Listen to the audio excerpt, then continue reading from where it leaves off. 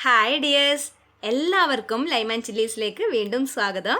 അപ്പോൾ ഇന്ന് ഞാൻ വന്നിരിക്കുന്നത് ഒരു അടിപൊളി തക്കാളിക്കറിയുടെ റെസിപ്പി ആയിട്ടാണ്. മീൻ കറിയുടെ അതേ രുചിയിലാണ് നമ്മൾ ഈ കറി ഉണ്ടാക്കിയെടുക്കാൻ വേണ്ടി പോകുന്നത്. അതുകൊണ്ട് തന്നെ നമുക്ക് ഈ കറീന മീനില്ലാത്ത മീൻകറി എന്നുകൂടെ പറയാം.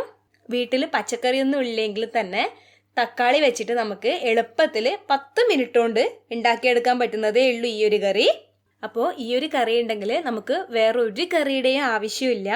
അടിപൊളി ടേസ്റ്റിലൊരു കറിയാണിത്. അപ്പോൾ എല്ലാവരും എന്തായിട്ടും ട്രൈ ചെയ്ത് നോക്കണം. അപ്പോൾ നമുക്ക് ഈ കറി എങ്ങനെ ഉണ്ടാക്കാമെന്ന് നോക്കാം. അതിനു മുൻപേ നിങ്ങൾ ഈ ചാനൽ ആദ്യമായിട്ടാണ് കാണുന്നതെങ്കിൽ സബ്സ്ക്രൈബ് ചെയ്യാൻ വേണ്ടി മറക്കരുത്. വീഡിയോയുടെ താഴെയുള്ള റെഡ് കളറിലുള്ള സബ്സ്ക്രൈബ് ബട്ടണിൽ ക്ലിക്ക് ചെയ്യുക. അപ്പോൾ അതിൻ്റെ തൊട്ടടുത്ത് തന്നെ ഒരു ബെല്ലൈക്കൺ വരും. അതിൽ ഓൾ എന്നുള്ള ഓപ്ഷൻ സെലക്ട് ചെയ്താൽ മാത്രമേ ഞാൻ വീഡിയോസ് ഇടുമ്പോൾ തന്നെ നിങ്ങൾക്ക് മിസ്സാകാതെ കാണാൻ പറ്റുള്ളൂ. ഈ ഒരു കറി ഉണ്ടാക്കാൻ വേണ്ടിയിട്ട് നമുക്ക് ആദ്യം തന്നെ കുറച്ച് വാളംപുളി കുതിർത്ത് വയ്ക്കണം. ഞാനിവിടെ ചെറിയൊരു നെല്ലിക്ക വലുപ്പത്തിലുള്ള പുളിയാണ് എടുത്തിട്ടുള്ളത്. ഇതിലേക്ക് കുറച്ച് വെള്ളം ഒഴിച്ചിട്ട് നന്നായിട്ടൊന്ന് കുതിരാൻ വയ്ക്കണം. അപ്പോൾ ഈ ഒരു കറിക്ക് തക്കാളിയുടെ പുളി മാത്രം ഉണ്ടായാൽ അത്ര ടേസ്റ്റ് ഉണ്ടാവില്ല. കുറച്ചുകൂടി പുളി നമ്മൾ ചേർത്ത് കഴിഞ്ഞാലേ ഇതിന് നല്ലൊരു ടേസ്റ്റ് ഉണ്ടാവുള്ളൂ. അഥവാ നിങ്ങൾക്ക് വാളൻപുളി ചേർക്കുന്നതിന് പകരം കുടംപുളി വേണമെങ്കിലും ഉപയോഗിക്കാം. അങ്ങനെയാണെങ്കിൽ അതെപ്പോൾ ചേർക്കണമെന്ന് ഞാൻ ഇതിൽ പറഞ്ഞുതരാം.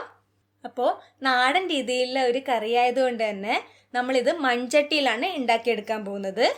മൺചട്ടിയിലൊക്കെ വെക്കുമ്പോഴാണ് നമുക്ക് ആ തനി നാടൻ രുചി കിട്ടുന്നത്.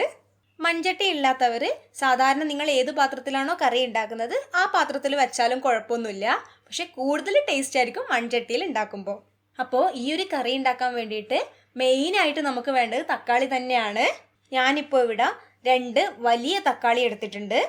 അപ്പോൾ ഇത് ഈ ഒരു ഷേപ്പിൽ തന്നെ നിങ്ങൾ മുറിച്ചെടുക്കാൻ വേണ്ടി ശ്രദ്ധിക്കുക. ഇനി നമുക്കിത് ചട്ടിയിലേക്ക് ഇട്ട് കൊടുക്കാം. പിന്നെ നമുക്കിതിലേക്ക് സവാളയാണ് വേണ്ടത്. ഞാനിപ്പോൾ ഇവിടെ ഒരു മീഡിയം സൈസിലുള്ള സവാള മുറിച്ച് വെച്ചിട്ടുണ്ട്. അപ്പോൾ ഈ ഒരു സവാള മുഴുവനായിട്ട് ഈ സമയം നമ്മൾ ചേർത്ത് കൊടുക്കുന്നില്ല. കുറച്ച് അവിടെ മാറ്റി വെച്ചതിന് ശേഷം ബാക്കിയുള്ളത് നമുക്ക് ചട്ടിയിലേക്ക് ചേർത്ത് കൊടുക്കാം. അപ്പോൾ ഈ ബാക്കിയുള്ള സവാള ഏത് സമയം ചേർക്കണമെന്ന് ഞാൻ പറയാം. പിന്നെ നമുക്ക് 3 പച്ചമുളക് വേണം. ഇത് നല്ല എരിവുള്ള പച്ചമുളകാണ്. അപ്പോൾ നിങ്ങൾ നിങ്ങളുടെ എരിവിന് കണക്കായിട്ട് പച്ചമുളക് ചേർത്ത് കൊടുക്കുക. ഇതുപോലെ നമുക്ക് നീളത്തിൽ മുറിച്ചിട്ട് ചട്ടിയിലേക്ക് ചേർത്ത് കൊടുക്കാം. പിന്നെ നമുക്ക് വേണ്ടത് ഈ ഒരു വലുപ്പത്തിലുള്ള ഇഞ്ചിയാണ്. നിങ്ങൾക്കിതിൻ്റെ അളവ് മനസ്സിലാവാൻ വേണ്ടിയിട്ടാണ് ഞാനിത് മുറിക്കുന്നതിന് മുമ്പേ കാണിച്ചു തന്നിരിക്കുന്നത്. അപ്പോൾ ഈ ഒരു ഇഞ്ചി നമ്മൾ ചതച്ചതിന് ശേഷമാണ് കറിയിലേക്ക് ചേർത്ത് കൊടുക്കാൻ വേണ്ടി പോകുന്നത്.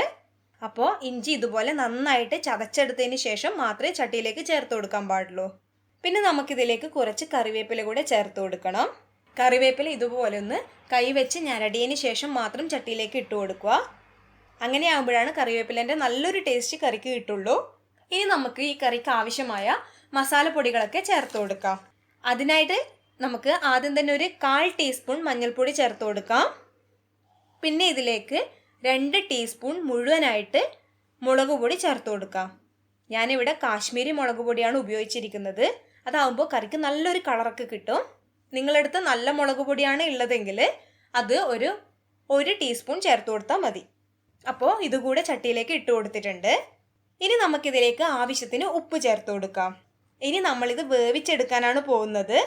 അതിനു മുൻപേ മെയിനായിട്ടുള്ള സ്റ്റെപ്പ് ഉണ്ട്. അതെന്താണെന്ന് വെച്ചാൽ ഈ തക്കാളിയും ഉള്ളിയും പച്ചമുളകും ഇഞ്ചിയൊക്കെ കൈ വെച്ചിട്ട് നന്നായിട്ടൊന്ന് ഞരടിയെടുക്കണം. തക്കാളിയൊക്കെ നന്നായിട്ട് ഉടഞ്ഞ് പേസ്റ്റ് ആവുന്ന രീതിയിൽ തന്നെ നമ്മളിത് ഉടച്ചെടുക്കണം. അങ്ങനെ ചെയ്യുമ്പോഴാണ് നമുക്ക് ഈ കറിക്കൊരു നല്ലൊരു ടേസ്റ്റ് ഉണ്ടാവുന്നത്. തക്കാളിയുടെ നല്ലൊരു ടേസ്റ്റും പിന്നെ സവാളയുടെ ടേസ്റ്റും അതുപോലെ ഇഞ്ചിയുടെ ആണെങ്കിലും പച്ചമുളകിൻ്റെ ആണെങ്കിലും കറിവേപ്പിലയുടെ ആണെങ്കിലും എല്ലാത്തിൻ്റെയും ടേസ്റ്റ് നന്നായി ഇറങ്ങി വരുമ്പോഴാണ് കൂടുതൽ ടേസ്റ്റ് ഉണ്ടാവുന്നത് ഈ കറിക്ക്. അപ്പോൾ ഇതുപോലെ നന്നായിട്ട് കൈ വെച്ചിട്ട് ഉടച്ചെടുക്കാൻ വേണ്ടി ശ്രദ്ധിക്കണം. ഇത് മെയിൻ സ്റ്റെപ്പാണ്. ഇതൊരിക്കലും വിട്ടുപോകരുത്. അപ്പോൾ ഇതൊക്കെ നന്നായി പേസ്റ്റായി വരുന്ന രീതിയിൽ തന്നെ നിങ്ങളിത് ഞരടിയെടുക്കണം.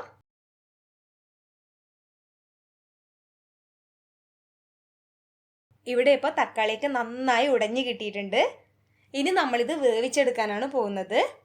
അതിനായിട്ട് നമുക്കിതിലേക്ക് കുറച്ച് വെള്ളം ചേർത്ത് കൊടുക്കാം. ഇതിൻ്റെ ഒപ്പം തന്നെ നമ്മൾ നേരത്തെ കുതിർത്ത് വെച്ച ആ പുളിയുടെ വെള്ളം കൂടി നന്നായി ഞരടിയതിന് ശേഷം ചട്ടിയിലേക്ക് ഒഴിച്ചു കൊടുക്കാം. ഇനി നമുക്ക് ചട്ടി ഇതുപോലെ ഒന്ന് ചുറ്റിച്ചെടുക്കാം. അപ്പോൾ ഈ ഒരു രീതിയിൽ തക്കാളിയും ഉള്ളിയും ഒക്കെ മുങ്ങി നിൽക്കുന്ന രീതിയിലാണ് നമ്മൾ വെള്ളം ചേർക്കേണ്ടത്. ഇനി നമുക്കിത് വേവിച്ചെടുക്കാം. ഈ ഉള്ളിയും തക്കാളിയൊക്കെ നന്നായി വെന്ത് വരുന്നത് വരെ നമ്മളിത് വേവിച്ചെടുക്കണം. മീഡിയം ഫ്ലെയിമിൽ വെച്ചിട്ട് അടച്ചു വെച്ചിട്ട് വേണം നമ്മളിത് വേവിച്ചെടുക്കാൻ വേണ്ടിയിട്ട്. അങ്ങനെ ആകുമ്പോൾ നമുക്ക് പെട്ടെന്ന് തന്നെ വെന്ത് കിട്ടും. അപ്പോൾ ഈ ഒരു സമയം നമുക്ക് ഇതിന് വേണ്ട തേങ്ങ അരച്ചെടുക്കാം. അതിനായിട്ട് ഞാനിപ്പോൾ ഇവിടെ മിക്സിയുടെ ജാർ എടുത്തിട്ടുണ്ട്. അതിലേക്ക് തേങ്ങ ചേർത്ത് കൊടുക്കാം. ഇവിടെ ചെറിയൊരു സൈസുള്ള തേങ്ങയുടെ അരമുറി ഞാൻ ചിരകി വെച്ചിട്ടുണ്ട്. അപ്പോൾ കൈപ്പിടി കണക്ക് പറയുകയാണെങ്കിൽ ഏകദേശം ഒരു 3 കൈപ്പിടി തേങ്ങ എടുത്തിട്ടുണ്ട്. അപ്പോൾ അത് ജാറിലേക്ക് ഇട്ട് കൊടുക്കാം. ഒഴിച്ചു കൂട്ടാനുള്ള കറി ആയതുകൊണ്ട് തന്നെ നമ്മൾ കുറച്ചധികം തേങ്ങ ചേർത്താൽ മാത്രമേ നമുക്കിത് കറി കുറച്ച് കൊഴുപ്പിലുണ്ടാക്കാൻ കഴിയൂ. ഇനി നമുക്കിതിലേക്ക് നേരത്തെ ബാക്കി വെച്ചിരിക്കുന്ന ആ സവാള കൂടെ ചേർത്ത് കൊടുക്കാം. നിങ്ങളുടെ അടുത്ത് ചെറിയ ഉള്ളി ഉണ്ടെങ്കിൽ ഒരു 2-3 ചെറിയ ഉള്ളി ഈ സമയം ചേർത്ത് കൊടുത്താലും മതി. ചെറിയുള്ളി ആണെങ്കിലാണ് കൂടുതൽ ടേസ്റ്റ് ഉണ്ടാവുന്നത്. പിന്നെ നമുക്കിതിലേക്കൊരു 1/4 ടീസ്പൂൺ മഞ്ഞൾപ്പൊടി കൂടെ ചേർത്ത് കൊടുക്കാം. പിന്നെ ഒരു 1/4 ടീസ്പൂണിലും കുറവ് മുളക് പൊടി കൂടെ ചേർത്ത് കൊടുക്കാം. പിന്നെ ഇതിലേക്ക് നമുക്ക് ഒരു 1/2 ടീസ്പൂൺ ജീരകം ചേർത്ത് കൊടുക്കാം. ജീരകം ചേർക്കുമ്പോഴാണ് നമ്മുടെ കറിക്ക് കുറച്ചുകൂടെ ടേസ്റ്റ് കൂടുന്നത്. അപ്പോൾ ജീരകം ചേർക്കാൻ വേണ്ടി മറക്കരുത്. ഇത് നല്ല പേസ്റ്റായി വരുന്ന രീതിയിൽ നമ്മളിത് അരച്ചെടുക്കണം. അതിന് വേണ്ടിയിട്ട് നമുക്ക് കുറച്ച് വെള്ളം കൂടെ ചേർത്ത് കൊടുക്കാം. ഇങ്ങനെ കറി ഉണ്ടാക്കുമ്പോൾ തേങ്ങ ഒരുപാട് വെള്ളം ഒഴിച്ചിട്ട് അരച്ചെടുക്കരുത്. ആദ്യം നമ്മൾ കുറച്ച് വെള്ളം മാത്രം ചേർത്ത് അരഞ്ഞതിന് ശേഷം മാത്രം കുറച്ചും കൂടി വെള്ളം ചേർത്തിട്ട് അരച്ചെടുക്കുക. അതല്ല ആദ്യം തന്നെ നമ്മൾ ഒരുപാട് വെള്ളം ചേർത്ത് അരക്കാൻ നോക്കിയിട്ടുണ്ടെങ്കിൽ തേങ്ങ നന്നായിട്ട് അരഞ്ഞു വരില്ല. അതുകൊണ്ട് എപ്പോഴും തേങ്ങ അരച്ചിട്ടുള്ള കറി ഉണ്ടാക്കുമ്പോൾ കുറച്ച് വെള്ളം ചേർത്തിട്ട് മാത്രം ആദ്യം അരച്ചെടുക്കാൻ വേണ്ടി ശ്രദ്ധിക്കണം. പിന്നെ അതുകൂടാതെ ഈ തേങ്ങ തണുപ്പുള്ളതാണെങ്കിൽ, ഫ്രിഡ്ജിൽ നിന്നെങ്ങാനും എടുത്ത ഉടനെ ഉള്ളതാണെങ്കിൽ നമ്മളിത് തണുപ്പ് മാറിയതിന് ശേഷം മാത്രമേ കറി ഉണ്ടാക്കാൻ വേണ്ടിയിട്ട് എടുക്കാൻ പാടുള്ളൂ. അങ്ങനെയാണെങ്കിലും നമുക്ക് ഈ തേങ്ങ അരയാത്തതുപോലെ ഉണ്ടാവും. അഥവാ തണുത്ത തേങ്ങ ആണെങ്കിൽ നിങ്ങൾ ഇതിലേക്ക് കുറച്ച് നല്ല ചൂടുവെള്ളം ഒഴിച്ചിട്ട് അരച്ചെടുത്താൽ മതി. അപ്പോൾ ഇവിടെ ഞാൻ നന്നായിട്ട് ഇത് അരച്ചെടുത്തിട്ടുണ്ട്. അപ്പോൾ ആദ്യം കുറച്ച് വെള്ളം ഒഴിച്ച് അരച്ചതിന് ശേഷം വീണ്ടും കുറച്ചുകൂടെ വെള്ളം ഒഴിച്ചിട്ട് അരച്ചെടുത്തതാണിത്. അപ്പോൾ നമ്മുടെ കറിയും ഈ സമയം നന്നായിട്ട് തിളച്ച് വന്നിട്ടുണ്ട്. ഉള്ളിയൊക്കെ നന്നായിട്ട് വെന്ത് കിട്ടിയിട്ടുണ്ട്. അതുപോലെ തന്നെ തക്കാളി നല്ല പേസ്റ്റായി കിട്ടിയിട്ടുണ്ട്. ഇനി ഇതിലേക്ക് നമുക്ക് അരച്ച് വെച്ചിരിക്കുന്ന തേങ്ങ കൂടെ ചേർത്ത് കൊടുക്കാം. ഇതിൻ്റെ ഒപ്പം തന്നെ ആവശ്യത്തിനുള്ള വെള്ളം കൂടി ചേർത്ത് കൊടുക്കണം. അപ്പോൾ വാളംപുളിക്ക് പകരം നിങ്ങൾ കുടംപുളിയാണ് ഉപയോഗിക്കുന്നുണ്ടെങ്കിൽ ഞാൻ നേരത്തെ പറഞ്ഞ പോലെ ഈ സമയം നിങ്ങൾക്ക് കുടംപുളി ചേർത്ത് കൊടുക്കാം. ഇത് നമ്മളിനി അടച്ച് വെച്ചിട്ട് നന്നായിട്ട് തിളപ്പിച്ചെടുക്കാനാണ് പോകുന്നത്. ഈ തേങ്ങ ഇതിലേക്ക് ഒഴിച്ച ഉടനെ തന്നെ ഇളക്കി യോജിപ്പിക്കരുത്. ഇത് ജസ്റ്റ് ഒന്ന് തിള വന്നതിന് ശേഷം മാത്രം നമ്മൾ തവി വെച്ചിട്ട് ഇളക്കി കൊടുക്കാൻ പാടുള്ളൂ. മുഴുവനായിട്ട് ചട്ടി അടച്ചു വെക്കരുത്. ഇതുപോലെ ചെറിയൊരു ഗ്യാപ്പ് ഇട്ടിട്ട് വേണം നമ്മൾ അടച്ചു വെക്കാൻ വേണ്ടിയിട്ട്. അപ്പോൾ ഇനി നമുക്കിതൊന്ന് ഇളക്കി കൊടുക്കാം. ഈ ഒരു സമയം നിങ്ങൾക്ക് കറിയുടെ ഉപ്പും എരിവും ഒക്കെ നോക്കാം. അഥവാ കുറവാണെങ്കിൽ ചേർത്ത് കൊടുക്കാം. മീഡിയം ഫ്ലെയിമിൽ വേണം നമ്മളിത് അടച്ചു വെച്ചിട്ട് വേവിച്ചെടുക്കാൻ വേണ്ടിയിട്ട്. അതല്ല എന്നുണ്ടെങ്കിൽ തേങ്ങയൊക്കെ തിളച്ച് പുറത്തേക്ക് വരും. അപ്പോൾ നമ്മുടെ കറി ഇവിടെ നന്നായി തിളച്ച് വന്നിട്ടുണ്ട്. ഈ ഒരു പരുവത്തിലാണ് നമ്മൾ കറി ഉണ്ടാക്കിയിട്ട് വേണ്ടത്. ചട്ടിയിൽ തന്നെ കിടക്കുമ്പോൾ ഇത് വല്ലാതെ അങ്ങ് കുറുകിപ്പോകും. അപ്പോൾ ഈ ഒരു സമയം വെള്ളത്തിൻ്റെ അളവൊക്കെ ഈ ഒരു പരുവത്തിൽ തന്നെ നിങ്ങൾ ആക്കിയെടുക്കാൻ വേണ്ടി ശ്രദ്ധിക്കണം. അഥവാ നിങ്ങളുടെ കറി ഒരുപാട് കട്ടിയുണ്ട് എന്ന് തോന്നുന്നുണ്ടെങ്കിൽ ഈ സമയം നിങ്ങൾക്ക് തിളച്ച വെള്ളം ചേർത്ത് കൊടുക്കാം. തണുത്ത വെള്ളം ഒരിക്കലും ചേർക്കരുത്. നല്ല ചൂടുള്ള വെള്ളം മാത്രമേ ചേർത്ത് കൊടുക്കാൻ പാടുള്ളൂ. തണുത്ത വെള്ളം ചേർത്തിട്ടുണ്ടെങ്കിൽ ഇതൊരു മസാല പിടിക്കാത്തൊരു ടേസ്റ്റ് ഉണ്ടാവും. അത് ഏതൊരു കറിക്കാണെങ്കിലും ഇങ്ങനെ തന്നെയാണ്. ചൂടുവെള്ളം ഒഴിച്ചിട്ട് നിങ്ങൾക്ക് അതിൻ്റെ കട്ടി കുറയ്ക്കാവുന്നതാണ്. ഈ സമയം നമുക്ക് ഇതിലേക്ക് കുറച്ച് കറിവേപ്പില കൂടെ ചേർത്ത് കൊടുക്കാം.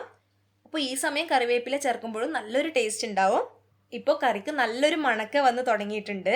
അപ്പോൾ ഇപ്പോൾ കറി നന്നായി തിളച്ച് നല്ല മണക്ക വന്നിട്ടുണ്ട്. ഇനി നമുക്ക് ഇതിലേക്ക് താളിച്ചൊഴിക്കുകയാണ് വേണ്ടത്.